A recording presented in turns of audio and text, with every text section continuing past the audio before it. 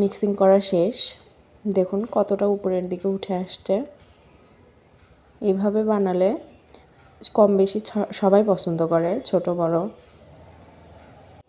আমার আবার একটা অভ্যাস আছে যে কফিতে গুঁড়া দুধ ইউজ করে খাওয়া, মানে গুঁড়া দুধ দিলে আমার ওই কফিটা খেতে বেশি ভালো লাগে।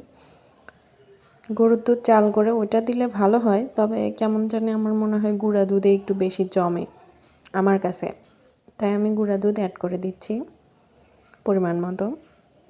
আমি একটু বেশি পছন্দ করি তাই বেশি করে দিচ্ছিলাম। আপনারা এটা নিজেদের মতো দিতে পারেন, আর যদি না দিতে চান স্কিপ করতে পারেন। এবার আমি চিনি অ্যাড করে দিচ্ছি। চিনি স্বাদ মতোই দিচ্ছি, আমার বেশি মিষ্টি ভালো লাগে তাই আমি বেশি দিছি। এবার এটা আর একটু মিক্সিং করে নিব, কারণ এগুলো দিয়েছি। এই তো রেডি খাওয়ার জন্য। ভালো থাকবেন সবাই, ধন্যবাদ।